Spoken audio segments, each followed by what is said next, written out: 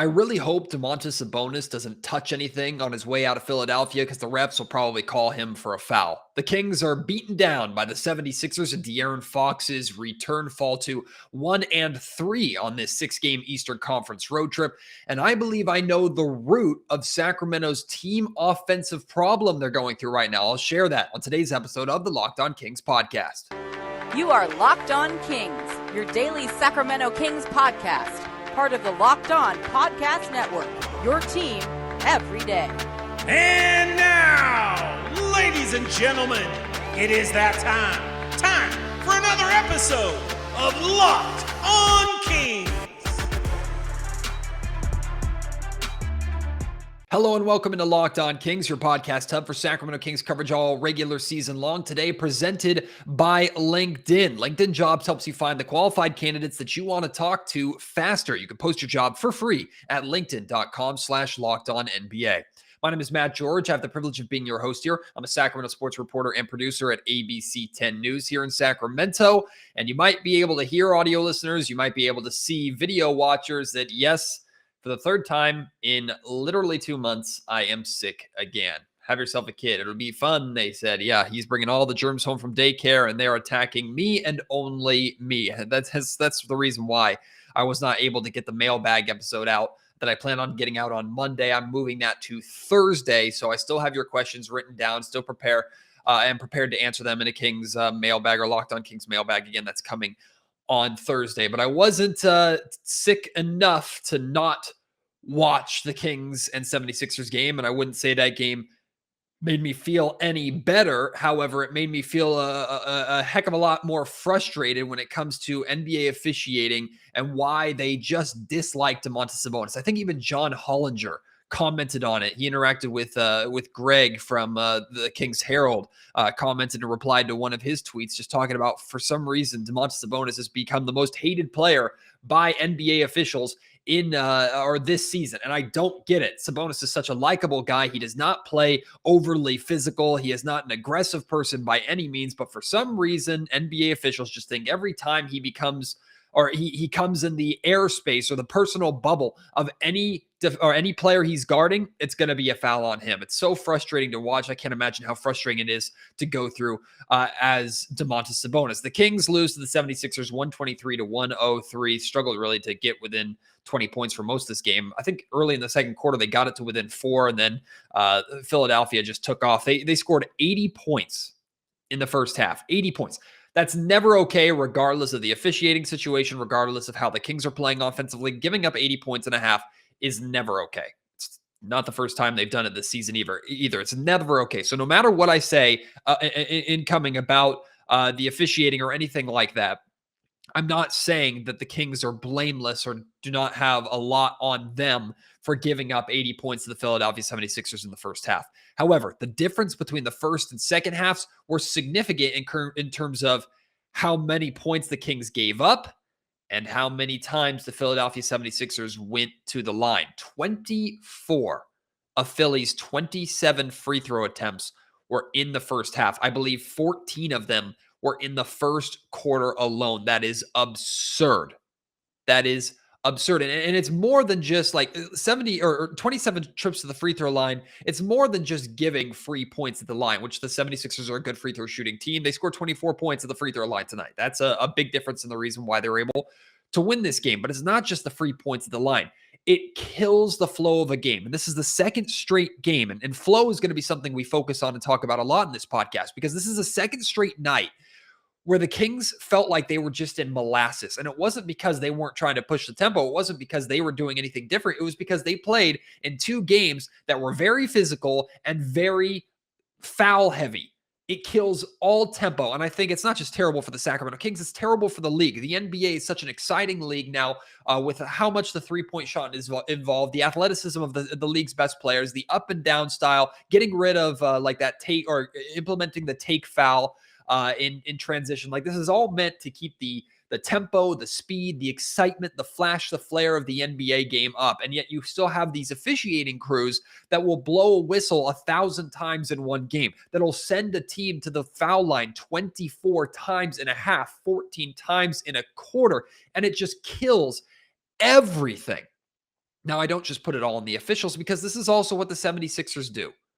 The Philadelphia 76ers are horrible to watch. And if you're a Philly fan watching and thinking, man, this is just King's guy with sour grapes, if you want to feel that way, that's fine. I pity you for having to watch the 76ers play 82 plus games a year.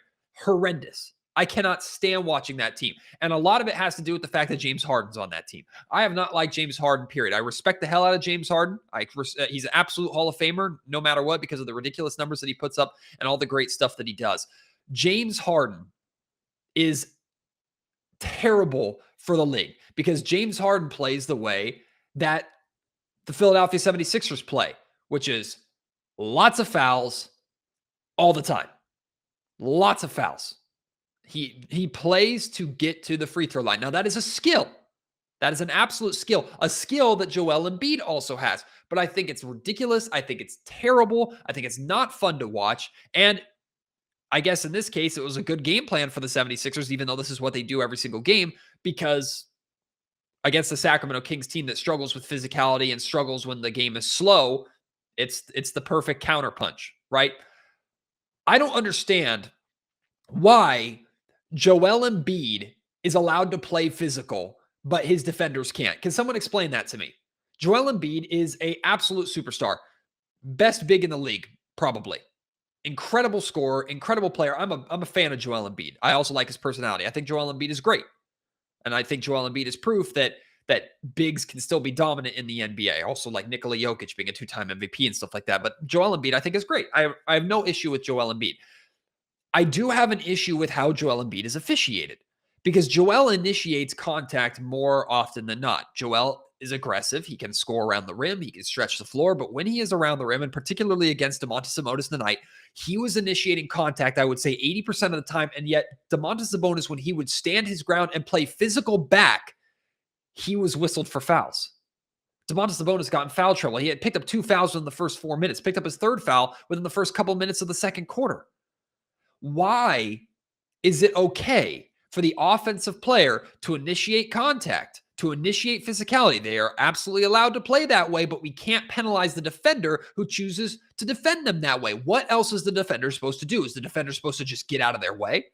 Is the defender supposed to just let them score? It doesn't make any sense to me why Domantas Sabonis is penalized when Joel Embiid goes into him. And I had someone respond to me on Twitter while I was watching the game and expressing my frustration about this on social media. Someone responded and said, you don't get it. Like Joel Embiid does a phenomenal job of fooling his opponents and tricking them into biting on pump fakes and things like that and drawing foul. Yeah, okay, I've seen him do that from time to time, and I saw him do that a couple times in this game. The first foul on Domantas Sabonis in this game, Joel Embiid put his shoulder in Sabonis' chest. Sabonis didn't go anywhere, so Joel turned, flailed, turnaround jumper, and was sent to the line. That's not tricking your opponents. That's baiting officials into giving you a foul because what you tried to do did not work. Because you are a superstar and you know that whether officials want to admit it or not, you get the whistle in your favor more often than not. You are going to take advantage of that and try and use your acting skills and take advantage of the situation to bait that official into giving you the foul call that you think you deserve and a lot of the times you get. How is that on Domantas Sabonis? He's allowed to stand in a position. Now, if Sabonis were coming down and hacking or it was not going up straight up, but instead arm was out or was hitting the wrist or anything, yeah, it's a foul every time. And Sabonis did get fouls like that in this game. Not every single foul Sabonis got called against him was a bad call. Not every single foul the Kings got called against them was a bad call. I would say the majority of them were probably fine. But when it is a early first foul like that sets the tone for the game and sets the tone for the night that Domantas Sabonis is going to have and takes him out of the game 4 minutes in, we have a problem. It's not okay. It's not good. So I don't know why it's okay for Joel Embiid to play with physicality and defenders can't. If you're going to be physical, if you're going to take that into the paint, defenders should be allowed to be physical back. They have no other option unless they're just going to step out of the way and give you a free basket, and that's not basketball. The Kings had 21 fast break points in this game. That's normally pretty good. Except the Kings went 7 of 11 in fast break opportunities. Again, that's a good percentage of scoring in fast break, but 11 fast break opportunities. 11 fast break shots. That's not nearly enough for the Sacramento Kings. A lot of that has to do with the flow of the game. The game's flow was not good. Not good at all. And the Sacramento Kings really suffered because of it. I'm going to talk to you about the offensive struggles for the Kings. Again, it has a lot to do with flow. And I think I understand the root of Sacramento's problems, the roots of their struggles when it comes to this offensive stretch, this poor shooting stretch that they're going through. I'll get to that here after I tell you about a great sponsor of the Locked On Kings podcast. I'm talking about Rocket Money. We live in a subscription-based society, and it's not necessarily a bad thing, but there are so many subscriptions out there for so many things that not only we like, but things we almost rely on. And it's easy to lose track of the amount of subscriptions that we have. Thanks to Rocket Money, they have a subscription monitoring and subscription canceling system that helps you manage all the subscriptions and cancel and get rid of the subscriptions that you no longer want. They're often really difficult, intentionally made difficult for you to cancel. They have a concierge that can handle that cancellation for you. Plus, Rocket Money is something that I and my family use all the time. It tracks your budgets, tells you how much money you're spending per week, breaks down like how much money you're spending at different establishments. Like if you're a frequent of Starbucks, it'll show you exactly how much money per week or per month that you're spending at Starbucks. Rocket Money does so many great things. Also helps you build up a savings, helps you put together budgets and financial plans, but really, it's the subscription management system that really got me hooked and that I think will help you out as well. You should check out Rocket Money and cancel unnecessary subscriptions with Rocket Money today. If you go to rocketmoney.com/locked on, it could save you hundreds of dollars per year. That's not a joke. rocketmoney.com/locked on. The Kings are in a shooting slump right now. And when they're a team that is known for their offense, everybody's talked about this great offense that they've developed for themselves and that they've become one of the most exciting offenses in the NBA, a team that can kill you on the outside, but also is very reliant on the three-point shot. When that team goes 10 of 42, shoots 23% from the three-point line like they did tonight in Philadelphia, yeah, that's a recipe for a loss. Again, it's not just all fouls, and it's not just how the officials were treating Joel Embiid and treating Domantas Sabonis and anything like that, even though it's important to talk about. That's not the reason why, or the primary or sole reason why the Sacramento Kings lost. You look at their shooting, you look at their struggles offensively, and it makes sense why the Kings had such a rough game. 10 of 42 from three-point range. That's not good for any team, let alone a team that is as reliant on that three-point ball as the Sacramento Kings are. The reality is the Kings' assists, shooting percentage, and bench scoring is all down during this road trip. And I think it's because of not just this issue alone, but I think this issue is kind of at the root of all of these problems. And that's taking care of the basketball. The Sacramento Kings, let's look at the last handful of losses for the Kings. Tonight against the 76ers, they had 17 turnovers, gave up 25 points off those turnovers. The other night against the New York Knicks, they had 17 turnovers, gave up 19 points off those turnovers. You go back to their loss against the Phoenix Suns here in Sacramento. They had 16 turnovers, 24 points off of those turnovers. Now let's look at some of the wins that the Kings had against the Clippers earlier in, I think it was this month, or was it end of November? Regardless, against the Clippers not too long ago, they had just 9 turnovers and 11 points off those turnovers. Against the Cleveland Cavaliers, this game was the Cavs win in Sacramento. They had just 9 turnovers and 8 points. So we're talking about the 7-game win streak now that the Kings were on. Against the San Antonio Spurs, 12 turnovers, allowed only 13 points off those. Against the Detroit Pistons, 11 turnovers, 16 points off those turnovers. Now, of course, there are outliers. There are games that the Kings have won, like the Kings when they defeated the Indiana Pacers in Sacramento. They actually had a way too high amount of turnover. I think it was like 19 or 20 turnovers in that game, even though that they won. So I'm not saying that this is the absolute, this is set in stone. It's always turnovers that have an effect. But when the Sacramento Kings turn over the basketball, not only does it give opportunities to their opponents to score, it kills the flow of the Kings. The Kings are averaging 15 turnovers a game during this road trip. 15 turnovers a game. That's not horrible, but it's not great. And when the Sacramento Kings, the success that the Kings had to start this season and during that 7-game road trip, and even a little bit during the 7-game home winning streak, and even the 3-game win streak that they had not too long ago, it was all about ball movement, right? The Kings were leading the league in passes per game. The assist numbers were high. The assist to turnover ratio was astronomical. People were getting open looks. The ball was moving. The tempo was great. Transition opportunities for Sacramento. Different players hitting good shots. The Kings had a flow. The Kings had a rhythm that others were coming and incorporating themselves into, and it was easy for different players, regardless if they were starters or coming off the bench, to come in and incorporate themselves into the rhythm that the Sacramento Kings as a team were playing. Well, you can't have a rhythm like that if you're constantly turning the ball over. And to me, flow is everything for this Kings audience or offense. The ball flows through Domantas Sabonis in the high post, where he can attack the basket. He can do his patented handoff. He can have the pick and roll. He can do a pick and pop. Domantas Sabonis does so much as the primary facilitator. And really, like I've said before, the foundation of the Sacramento Kings offense, the ball flows through him, but there's also a flow of De'Aaron Fox attacking the basket, kick out opportunities for three. One of the things we talked about with Kevin Huerter, and I'm going to talk about Huerter in just a second, but with Kevin Huerter and the great start that he was getting off to this season, Kevin was doing a really good job moving around the perimeter, finding the open opportunities, taking advantage, putting himself in good position, ready to shoot, so that when the double team came or when there was the kick out, he was ready to take advantage of that opportunity. Again, it all has to do with flow. And if the Kings are turning the ball over and having to hustle back on defense to stop a transition opportunity, or struggling to simply set up and get into any kind of flow and establish any kind of rhythm, they really struggle. Against the New York Knicks, the Kings were barely able to put together 6 or 8 unanswered points.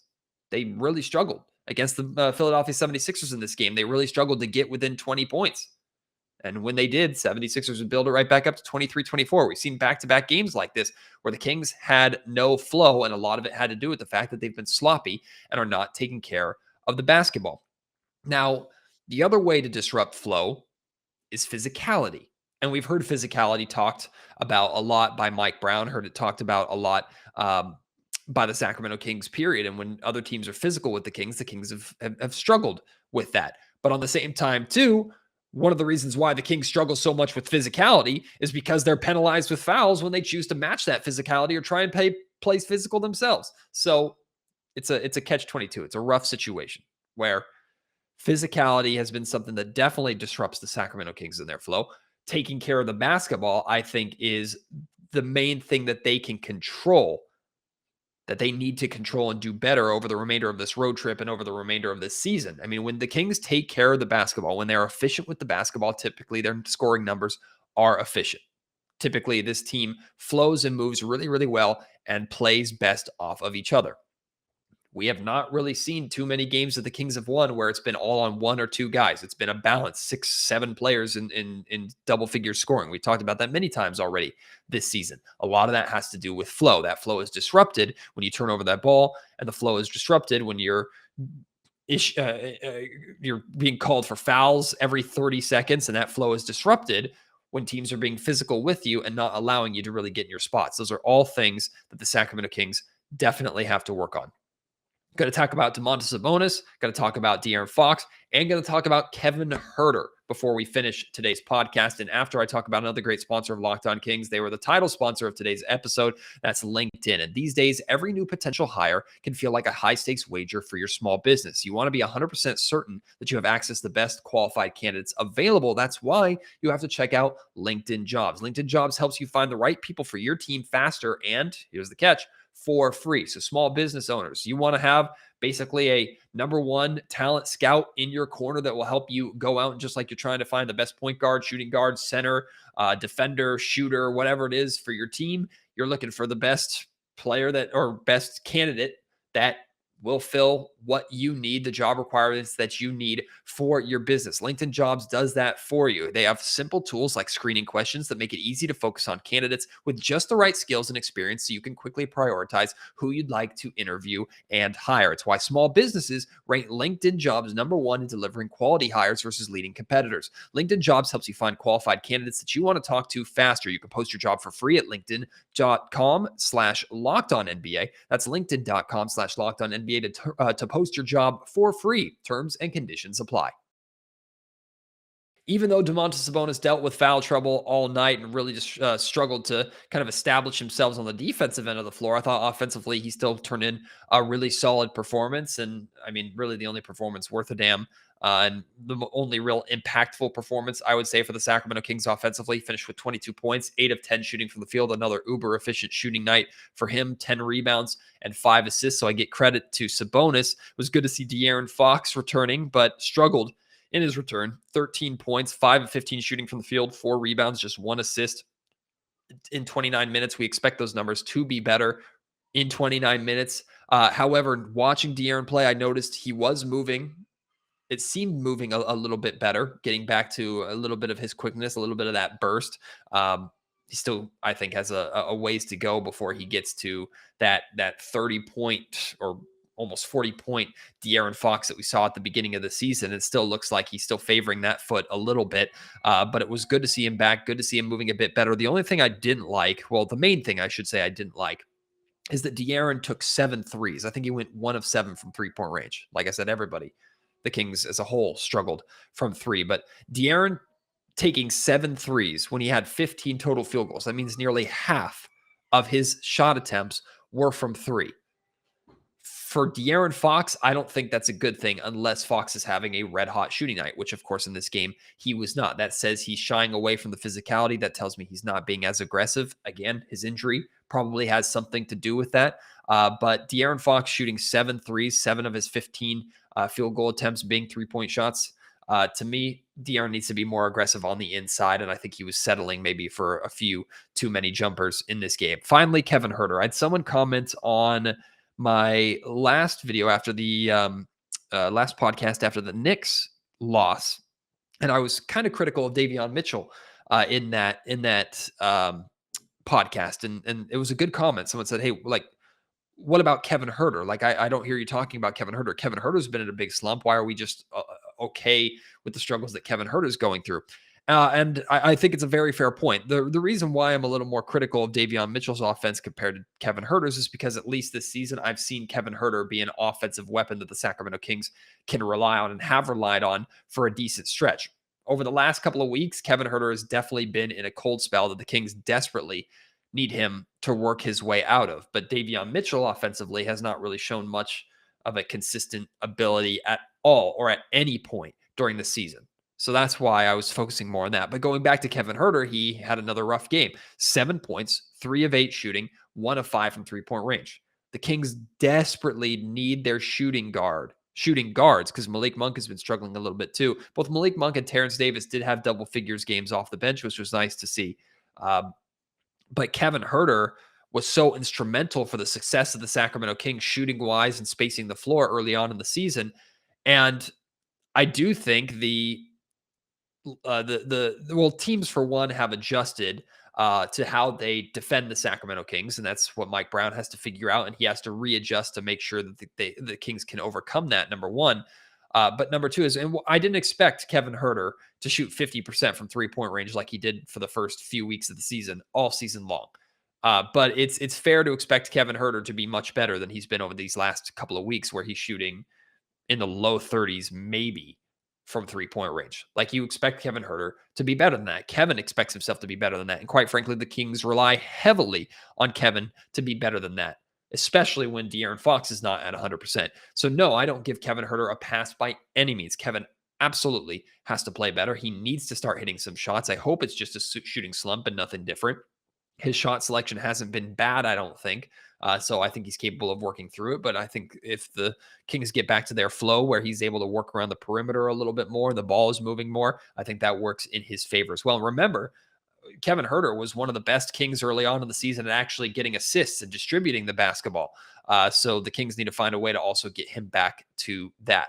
Like I mentioned at the start of the show, I will have the mailbag episode coming for you on Thursday. Tomorrow, the Kings play the Raptors. The Kings have to win their final 2 games of this road trip against Toronto and Detroit if they want to break even 500 3-3 over this road trip, which I said was the goal. I said that was really the expectation for the Kings during this trip. So we'll see if they're able to handle their business. This Raptors game tomorrow is another big test for them. And of course, second night of a back-to-back, that always has an impact. Let's see if the Kings can get back to playing basketball the way they want to play. And hopefully the officials will swallow the whistle a little bit so we can actually play basketball instead of watching free shots at the line 60 times in a game.